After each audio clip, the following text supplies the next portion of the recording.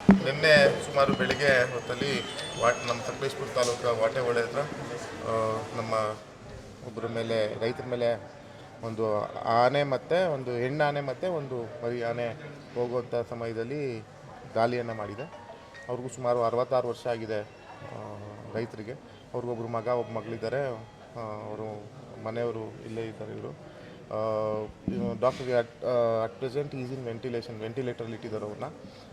ಅವರು ನಿನ್ನೆಗಿಂತ ಇವಾಗ ಸ್ವಲ್ಪ ರಿಕವರ್ ಆಗಿದ್ದಾರೆ ಅಂತ ಹೇಳಿದ್ದಾರೆ.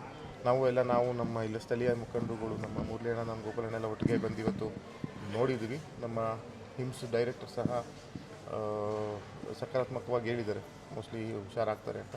ಅದೇ ಇದಕ್ಕೆ ಪರ್ಮನೆಂಟ್ ಸೊಲ್ಯೂಷನ್ ಅಂದರೆ ಏನಾದರೂ ಒಂದು ನಾವೆಲ್ಲ ಸೇರಿ ಮಾಡಲೇಬೇಕಾಗ್ತದೆ. ಈಗ ನಾನು ನೂತನ ಸಂಸದನಾಗಿದ್ದೀನಿ. ನನಗೂ ಈಗ ಹಂತವಾಗಿ ಕಲಿಯಬೇಕಾದ ಸಾಕಾದಷ್ಟಿದೆ. ಇದರಲ್ಲಿ ಆನೆ ಬಗ್ಗೆ ಏನಾಗಿದೆ ಏನು ಅನ್ನೋದನ್ನು ಒಂದು ಕೂಲಂಕುಷವಾಗಿ ಪರಿಶೀಲಿಸಬೇಕಾಗುತ್ತೆ. ಪರಿಶೀಲಿಸಿ ಮುಂದಿನ ದಿನಗಳಲ್ಲಿ ಸಂಸತ್ನಲ್ಲಿ ಇದ್ರ ಬಗ್ಗೆ ಧ್ವನಿ ಎತ್ತಿ ಒಂದು ಶಾಶ್ವತ ಪರಿಹಾರನ ನಾವು ಇದಕ್ಕೆ ಒದಗಿಸ್ಬೇಕಾಗ್ತದೆ. ನಾವು ಇವತ್ತೊಬ್ರು ಗಲ್ಲೆ ಮಾಡುತ್ತೆ, ನಾಳೆಗೊಬ್ರು ಗಲ್ಲೆ ಮಾಡುತ್ತೆ, ನಾವು ದಿವಸ ಇದೇ ಬರೋದು ನಿಮ್ಮ ಮುಂದೆ ಮಾತಾಡೋದಕ್ಕಿಂತ ಹೆಚ್ಚಾಗಿ ಶಾಶ್ವತವಾಗಿ ಏನಾದರೂ ಇಟ್ಕೊಂಡು ನೆಲೆ ಉಳಿಸ್ಬೇಕು. ಅದನ್ನೇ ಒಂದು ಸುಮಾರು ವರ್ಷದಿಂದ ಇದು ನಡೀತಾನೆ ಇದೆ ಸಮಸ್ಯೆ. ಯಾವ ಸರ್ಕಾರ ಬಂದರೂ ಸಹ ಇದನ್ನ ಪರಿಹಾರ ಮಾಡೋಕ್ಕಾಗಿಲ್ಲ.